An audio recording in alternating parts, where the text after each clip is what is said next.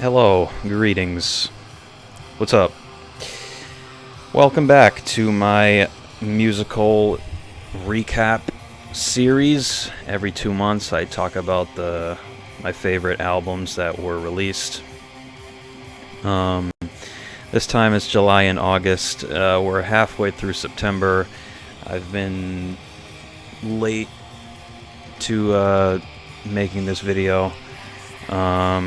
I had some albums picked out like last week that I wanted to talk about, but I don't know.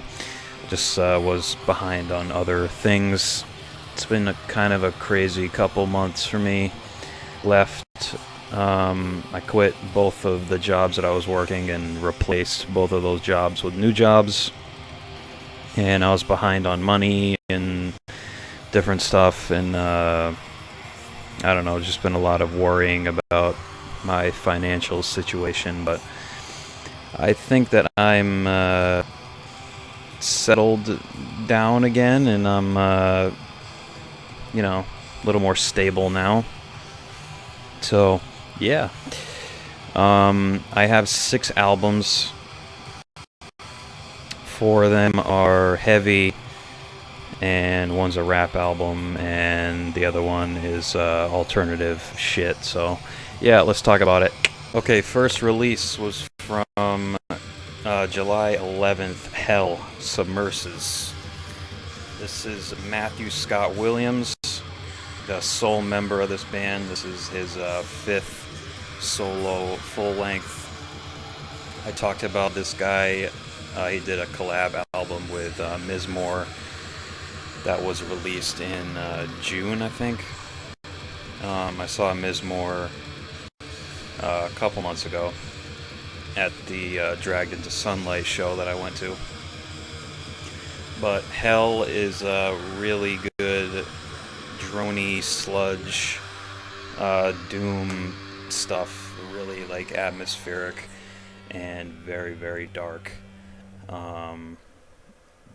This album, I want to say, is only like 4 or 5 tracks. They're really long, and sometimes the same riff will just go on for like 4 or 5 minutes. So it's a certain like mood that I have to be in to listen to this, because it's a certain energy that this gives off, and it's not really a positive one. But it's really fucking good music, and I really like this Hell project that this guy has. It's really fucking good. Album number 2, Kontusion, Insatiable Lust for Death. This was released on July 25th. It is their debut full-length. It was released on Profound Lore. They are from New Jersey. I had never heard these guys before this release, and I was very impressed. This shit is a ripper. It's grindy. It's very like condensed sounding. Like I like the production. Vocals are great. A lot of good riffs. And yeah, I'm a new fan of these guys. I don't understand why people say like new school death metal is not as good as old school, or like I don't know, like if people complain about like a commercial sound or something, or like too much of a polished production sound, because I discover shit like this literally almost like every day, and I can't even keep track of like how many different new like death metal acts come out, because there's just so many, and it's all over the place, all over the United States, international, like all over the world. And yeah, this shit ripped. Next up is the band that you're hearing in the background, Ancient Torment. Providence, Rhode Island's finest. I saw these guys on the day that they released this album, August 1st. They opened for Profanatica. It's a pretty cool show. It was kind of like off and on. The crowd was like sometimes, but They played with Noel and Unidad Trauma also. But yeah, this album is called Follow the Echo of Curses. I believe this is their debut full length. They've been around for a little bit, but I had never heard of these guys before this show. And it's really, really good black metal. It's melodic, it's melancholic, the vocals are really good, it's produced pretty well. And yeah, I'm a new fan of these guys. I love seeing local stuff. I don't know any other Providence black metal acts, so it was pretty cool to discover these guys at the show. But yeah, my fourth selection is Malthusian. I believe that's how it's pronounced. The Summoning Bell. I had heard of these guys from a split that they did with Suffering Hour, who I like a lot. But I had never really got into them, this band Malthusian, until literally like the other day I had stumbled upon this album. It was released on August 8th. This is their second full length. This is Irish. This is, I think, probably the first Irish extreme metal band that I've heard. And this music is massive and monstrous. It reminds me of like Titan Blood and Portal and this like Blackened Death crossover. That's like the vocals are just like huge and like deep and cavernous, and the music complements them like perfectly. This was released, I don't have it in my notes, but it was released on a popular label, I think. And they came out with a video for the title track, which was pretty cool.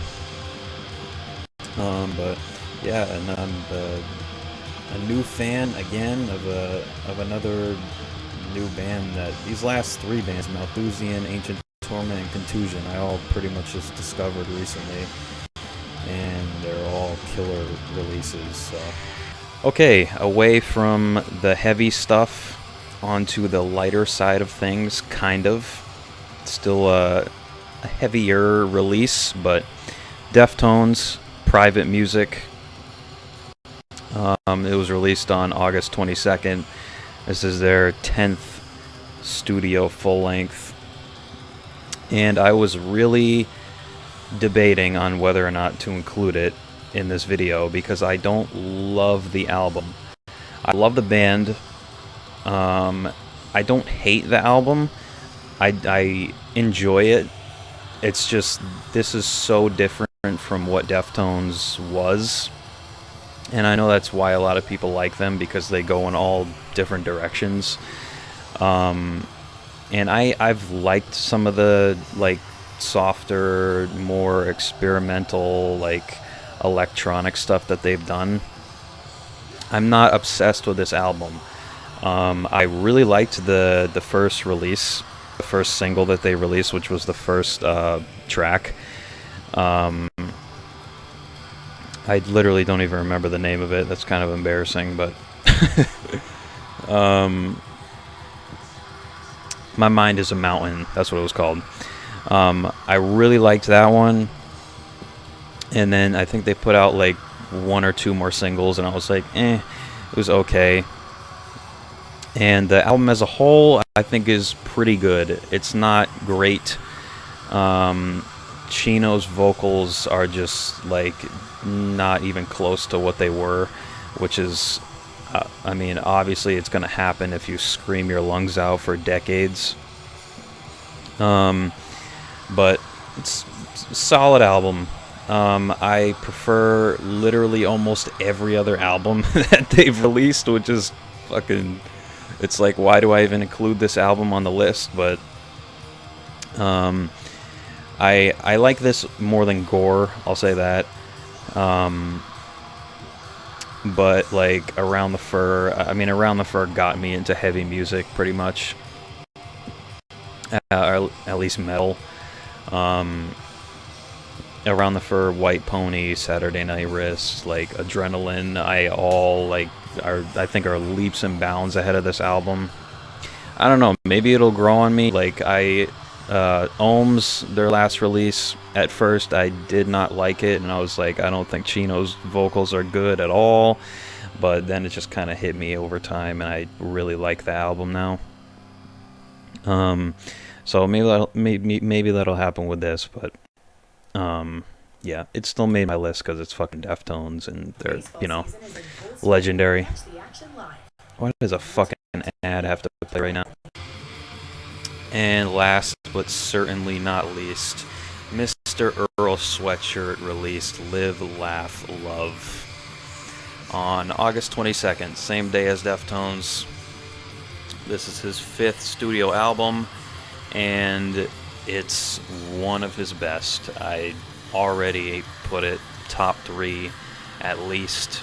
I have been enjoying the hell out of this album. Earl has been my favorite rapper for the last 15 years, since I was 12 years old. And I've been right alongside him for every step of his journey. And I was really thinking about making a whole video on this album because I think it's that good, and because of the insane transformation that has gone on in his life. I discovered Odd Future when I was 12, when I was in 6th grade, I think. And at the time that they pretty much matched my energy. It was angsty and rebellious, and it just had a fuck you attitude, and I loved it. And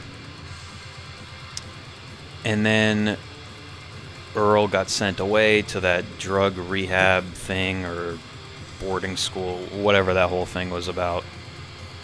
And just to see how far, it sounds stupid and it sounds corny, but how far he has come in his life, going from an album like I Don't Like Shit, I Don't Go Outside, which was from 2015 or 16, that was my favorite album at the time.